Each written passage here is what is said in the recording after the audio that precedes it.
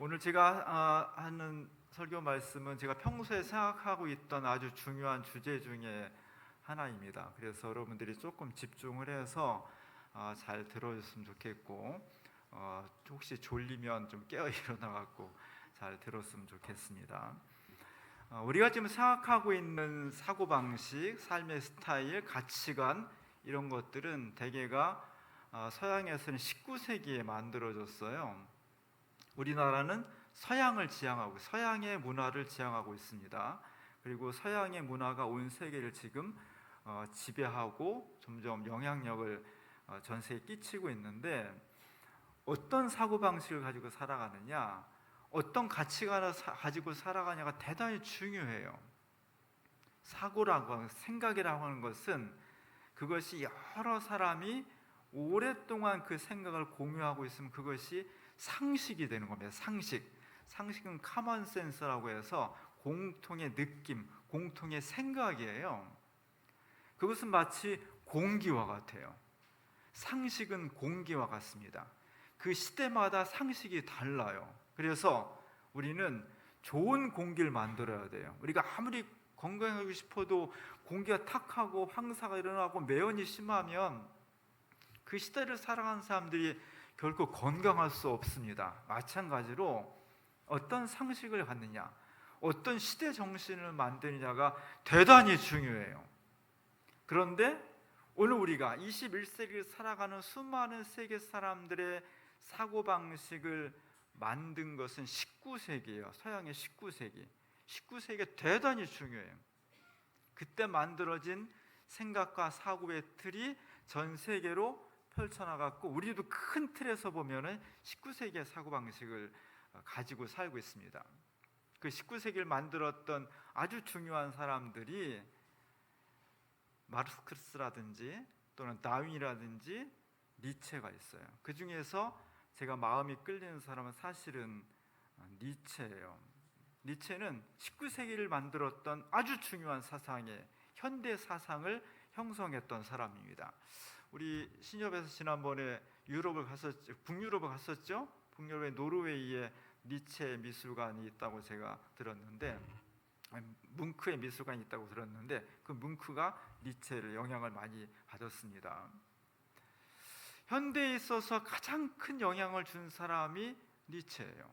니체가 사고방식을 어떻게 사느냐, 그 사유방식을 오늘 많은 사람들이 따라가고 그대로 살고 있습니다. 저도 학교 다닐 때 니체 강의를 가끔 들었어요.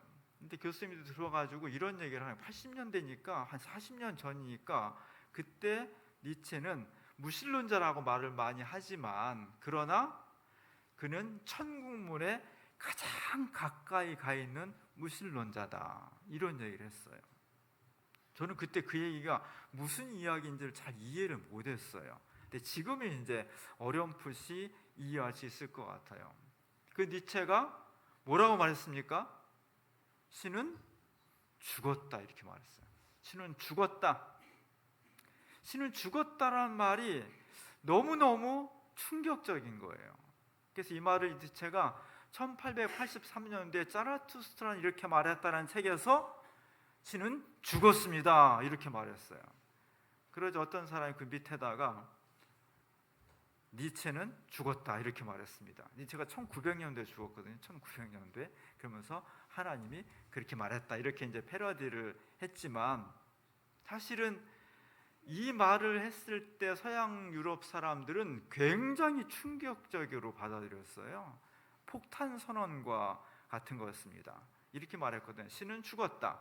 그리고 한 발 더 나가서 우리가 신을 죽였다, 이렇게 말했어요. 우리가 역사를 보면 16세기 정도부터 근대가 시작이 돼요. 한 1000년 이상 동안 그 이전의 서유럽 사회는 기독교 세계였습니다. 모든 것이 기독교로 이루어졌고 하나님의 이름으로 세상이 운영이 됐었는데, 16세기 르네상스와 또 종교 개혁을 통해서 점점 이런 세계관이 점점 무너지기 시작해요. 그러면서 새로운 시대가 도래하게 됩니다. 그렇다고 뭐 르네상스 종교 개혁이 일어났다고 하루아침에 세상이 바뀌거나 사람들의 생각이 하루아침에 바뀌는 건 아니에요. 아주 천천히 아주 느리게 서서히 언어나 문화나 생각하는 것이나 사회 구조나 제도나 이런 것들이 서서히 바뀌어 나가는 거예요. 그런데 19세기까지만 하더라도 아직도 서양 사람들은 많은 부분이 바뀌었지만 그래도 겉으로는 굉장히 하나님 중심으로 살았어요. 곳곳에 교회가 있고 교회에서 문화를 향유하고 교회 법에 따라 살고 뭐 이런 것들이 아직은 남아있던 그런 시대였습니다. 그런 시대를 향해서 니체가 우리가 그렇게 믿어왔던 신은 죽었습니다. 그리고 신을 누가 죽였냐? 어떻게 죽였냐? 자연사하셨냐? 아니다. 우리가 이 시대를 살아온 우리가 신을 죽였습니다.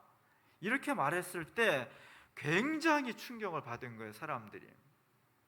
그리고 기독교인들은 엄청나게 불쾌하죠. 기분 나쁘죠. 여러분들 누가 옆에 교회 안 다니는 사람이 야 신은 죽었어 그러면 기분 좋아요?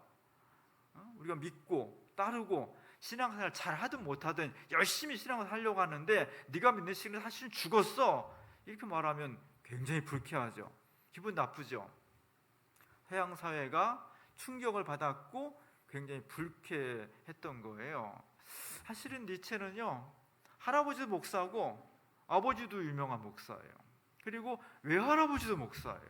그러니까 양쪽 부모님 집안이 다 신실한 독일 루터기 목사의 집안의 목사 아들로 태어났어요. 그리고 어려서부터 얼마나 신앙생활을 열심히 하고 천재적으로 똑똑했는지 니체는 청소년기까지 꼬마 목사라는 별명으로 살았어요.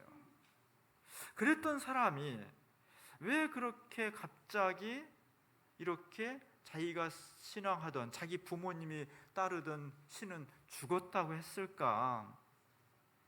많은 사람들은 니체가 1889년부터 1900년까지 마지막 12년 동안 정신병으로 살았거든요. 그러니까 저 소리는 신은 죽었다는 소리는 정신병을 앓았던 니체의 그 허무맹랑한 소리야. 이렇게 그냥 가볍게 또는 무시해 버리지만 사실 우리가 이 얘기를 들을 때 기분이 좋지는 않지만 이 이야기를 깊이 고민해야 돼요. 이 이야기 담고 있는 뜻이 무엇인가를 기도해야 돼요. 이 문제를 가지고 씨름해야 돼요. 적어도 니체와 같은 열정과 그런 고민과 아픔을 가지고 우리가 정말 어떻게 하나님을 잘 믿을 수 있을까를 진지하게 고민해야 돼. 그런 의미에서 우리가 충격적이기도 하고 불쾌하기도 하지만 이 이야기를 기분 나쁘게만 듣지 말고 정말 우리가 이 문제를 가지고 고민하면서 기도해서 극복을 할 수 있는 그런 신앙이 되어야 됩니다. 도대체 신은 죽었다는 뜻이 무슨 말인가? 하나님이 니체가 하나님 당신은 죽었어요 그러면 예 알겠습니다 죽지요 이런 분인가? 또는 이제까지 이미 없던 신이 죽어있는 신을 그렇게 선언한 것인가? 도대체 무슨 뜻인가? 서양 역사를 보면은 17세기, 18세기에 이르러서 인간의 지식이 폭발적으로 증가해요. 그러니까 15세기, 16세기까지는 교회가 과학의 발전을 많이 막고 있었어요. 성경의 모든 것이 답이 있고 과학적 지식이 있다고 다 막았어요. 지구는 평평하고 태양이 지구를 위해서 돌고 뭐 이런 지식이 많이 있었습니다. 그러자 그 세계관이 무너지면서 이제 자유롭게 과학과 학문과 지식이 발전하기 시작했던 거예요. 그러면서 17세기, 18세기 때 어마어마한 지식이 발전합니다. 이런 시기를 계몽주의라고 해요. 계몽주의는 뭐냐면 빛을 비추는 거예요. 인라이트먼트라고 해서 어둠에 무지에 빛을 비추어 준다. 이게 계몽주의예요. 사람들은 오랫동안 무지의 세상에 살았습니다. 그리고 어둠 속에 살았습니다. 그래서 어둠 속에 있으면 무서운 거예요. 두려운 거예요. 그러다가 17세기, 18세기 이르러서 지식이 폭발적으로 증가하면서 인간이 무엇인지, 인간의 신체, 자연, 우주 이런 게 지식이 마구마구 확대되면서 이제 우리는 인간이 어린아이가 아니야. 무서워서 막 숨고 그래서 막 하나님을 찾고 그런 시대는 지나버렸어. 이제는 인간이 세상의 주인으로서 당당하게 자신 있게 주체적으로 살아갈 수 있는 그런 시대가 되었어. 이런 의식이 발달한 거예요. 그러면서 어떤 현상이 일어났냐면, 옛날까지는 자연적인 것이 일반적이었는데 이때부터 18세기 이때부터 사람들이 기계를 만들기 시작한 거예요. 방적 기계. 옛날에는 사람이 다 앉아가지고 실을 짜고 천을 만들고 했는데 어느 날 갑자기 방적 기계가 들어오면서 사람이 수십 명이 하던 일을 기계 한 대가 하는 거예요. 어느 날 갑자기 기차가 지나가는 거예요, 동네에. 그 전까지는 말 타고 다녔는데, 사실은 1차 대전이 일어났던 1914년까지도 전쟁의 주 무기가 말이었습니다. 기병대가 우선이었어요.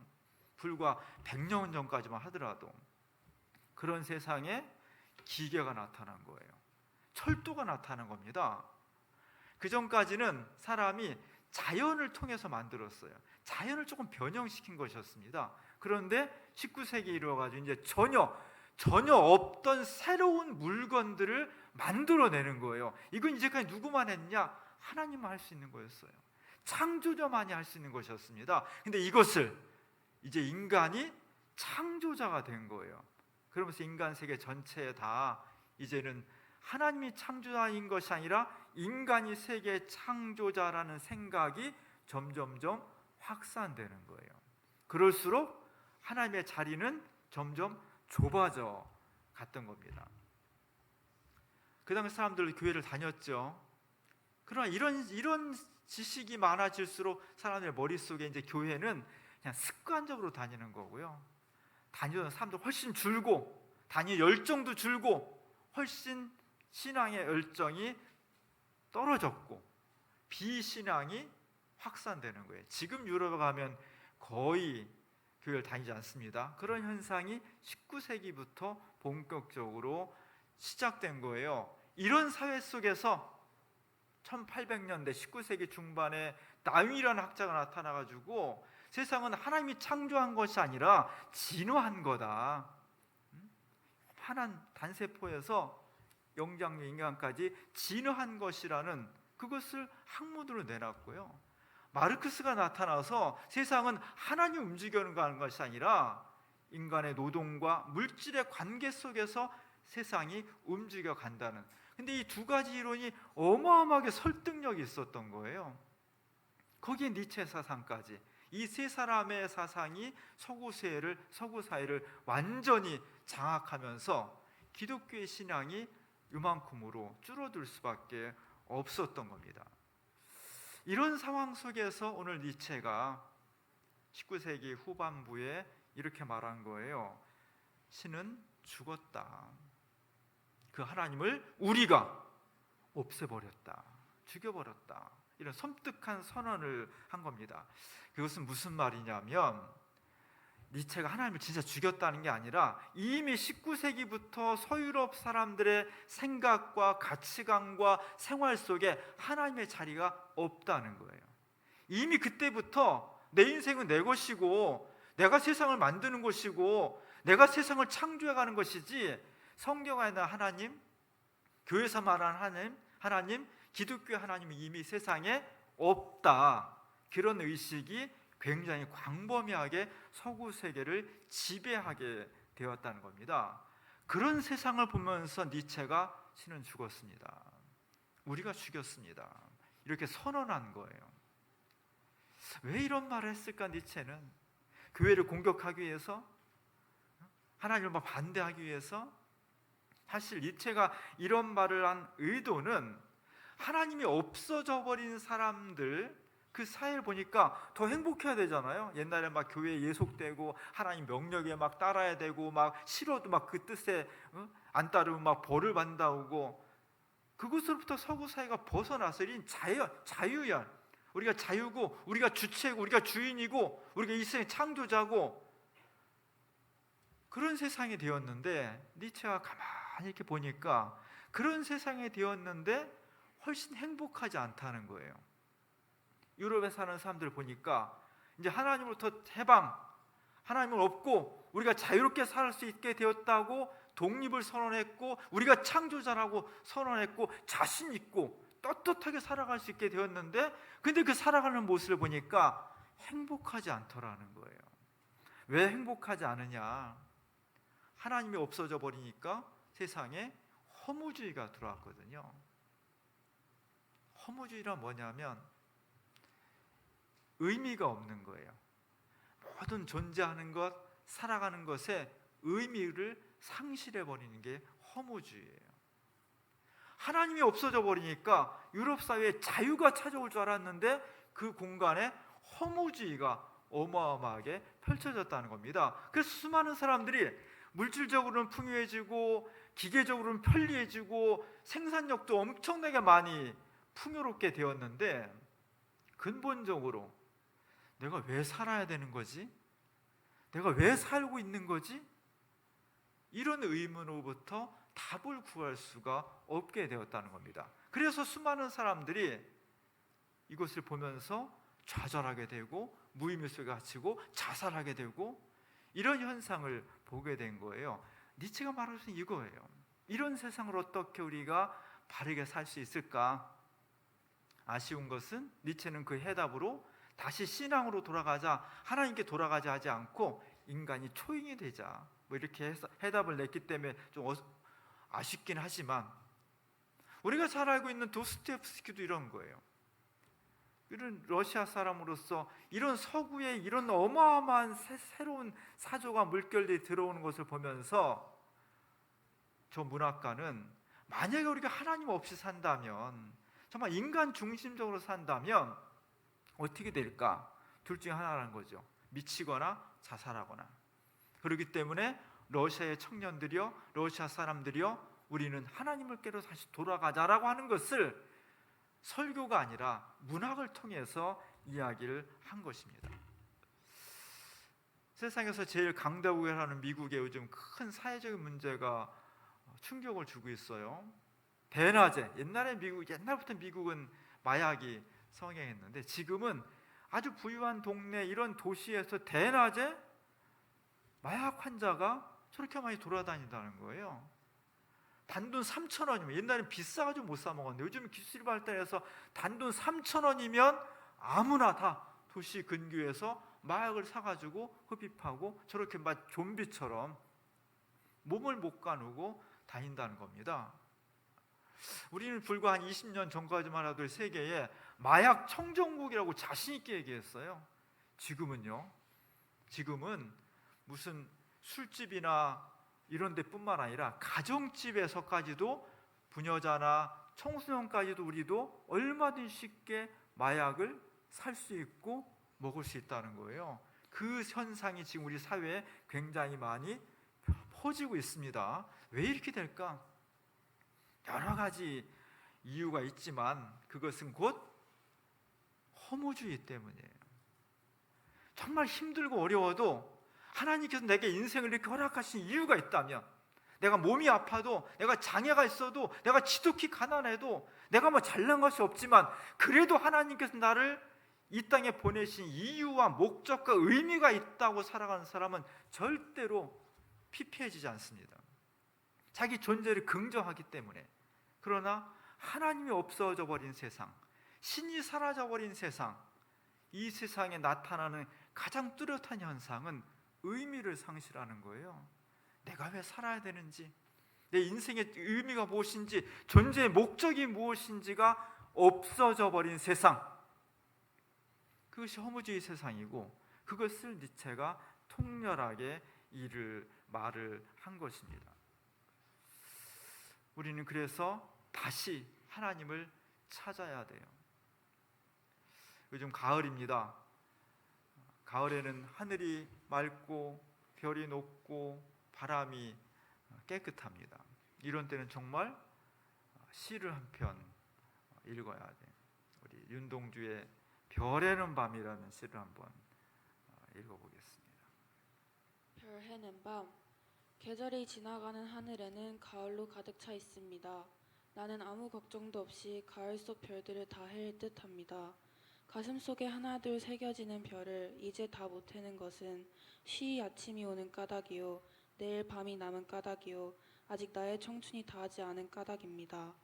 별 하나의 추억과 별 하나의 사랑과 별 하나의 쓸쓸함과 별 하나의 동경과 별 하나의 시와 별 하나의 어머니, 나는 별 하나의 아름다운 말 한마디씩 불러봅니다. 수학교 때 책상을 같이 했던 아이들의 이름과 태, 경, 옥 이런 이국 소녀들의 이름과 벌써 아기 어머니가 된 계집애들의 이름과 가난한 이웃들의 이름과 비둘기, 강아지, 토끼, 노새, 노루, 프랑시스 잠, 라이너 마리아 리케 이런 시인들의 이름을 불러봅니다. 이네들은 너무 멀리 있습니다. 별이 아스라이 멀듯이. 어머님, 그리고 당신은 멀리 북간도에 계십니다. 나는 무엇인지 그리워 이 많은 별빛이 내린 언덕 위에 내 이름자를 써보고 흙으로 덮어버렸습니다. 따는 밤을 새워오는 벌레는 부끄러운 이름을 슬퍼하는 까닭입니다. 그러나 겨울이 지나고 나의 별에도 봄이 오면 무덤 위 파란 잔디가 피어나듯이 내 이름자 묻힌 언덕 위에도 자랑처럼 풀이 무성할 거에다. 한국 사람이 가장 좋아하는 시인이 윤동주 시인이에요. 윤동주 시인이 1941년도에 지은, 지금 읽어도 정말 아름답고 정말 우리 가슴을 뜨겁게 해주는 그런 소중한 시입니다. 이 시에서 가을을 노래했고 또 별을 노래했고 자기의 추억을 노래했고 고향을 노래했습니다. 오늘 제가 이 시에서 정말 많은 것을 이야기할 수 있는데 초점은 뭐냐면 이네들은 너무나 멀리 있습니다. 별이 아스라이 멀듯이. 이게 핵심이에요. 이게 제 설교의 초점입니다. 지금부터 잘 들으셔야 돼. 이제까지 졸았던 분들 지금부터 잘 들어야 돼요. 우리 역사의 큰 틀에서 보면 중세와 근대의 가장 큰 차이는 하나님과 인간의 거리예요. 하나님과 인간의 거리. 중세 시대에는 기독교 세계였습니다. 서양 세계는. 그래서 아침부터 밤까지 다 기독교적인 의식 속에서 살아가요. 아침에 교회 종소리 때문에 일어나는 거예요. 그리고 아침에 아침 기도를 하고 밖에 하루 종일 일해서 나갔다가 교회 저녁 종소리를 듣고서 하루 일과를 마치는 겁니다.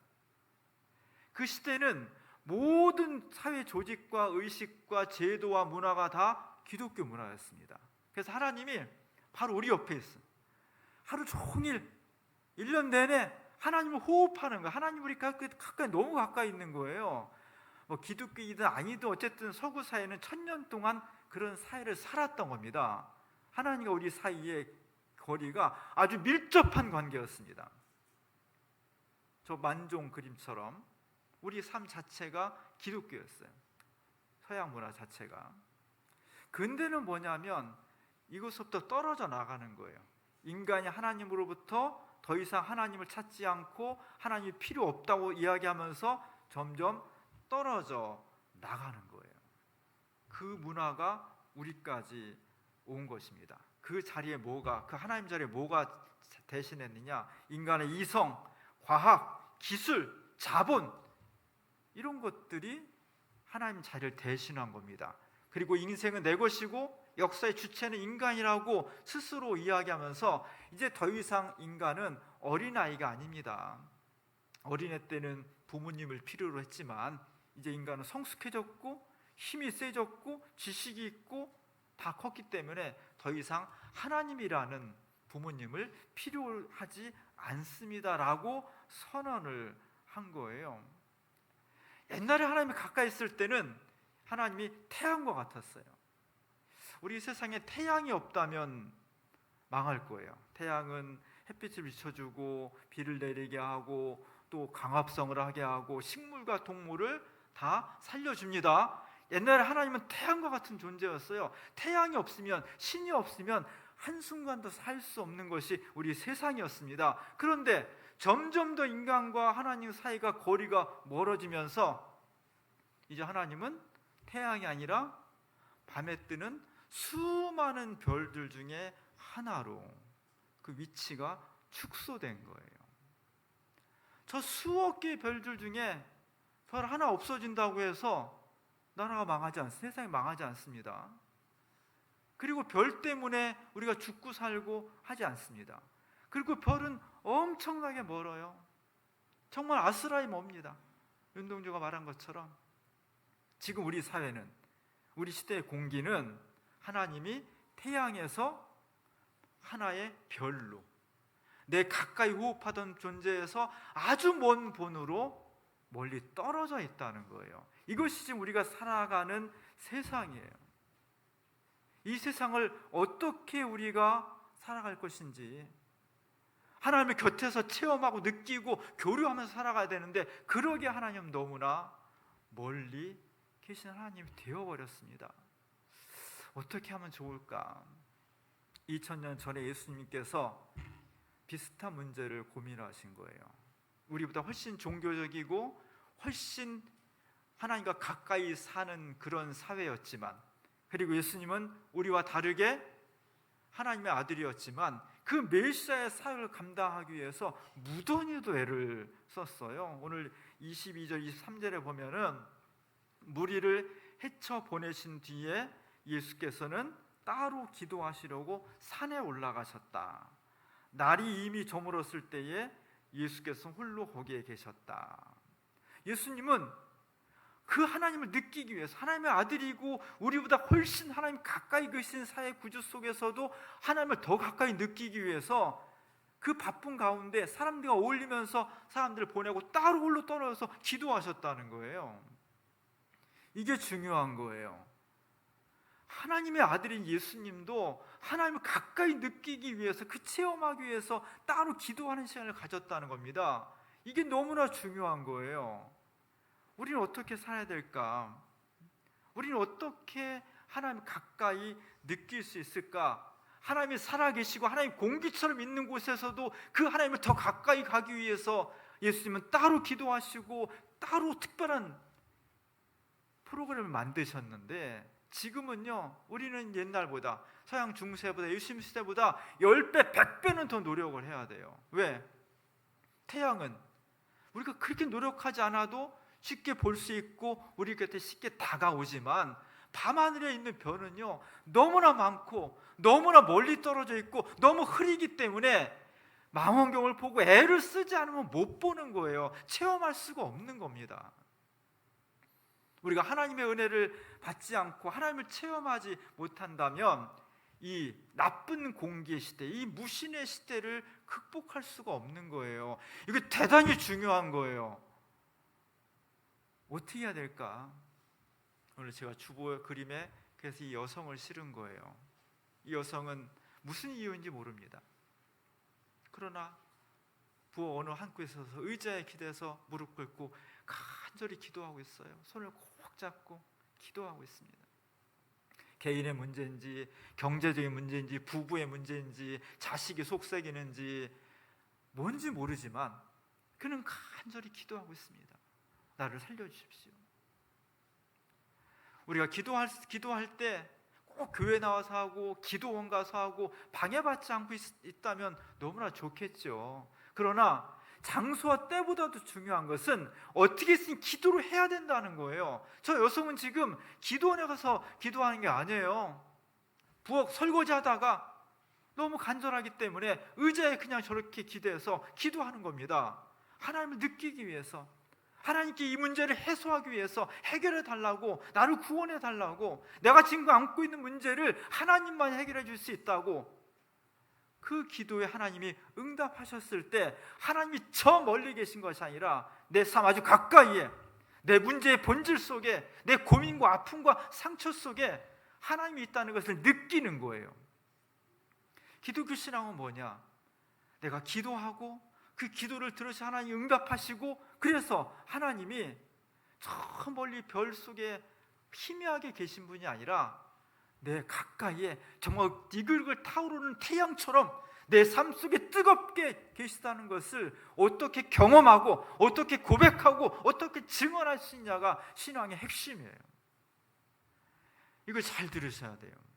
이게 되지 않으면, 기독교 세계 같으면, 우리가 호흡하는 공기가 신앙적인 공기라면 굳이 이렇게 애를 쓰지 않아도 어느 정도는 신앙생활 할 수 있습니다. 그러나 니체가 150년에 말했듯이 이미 21세기는 더해요.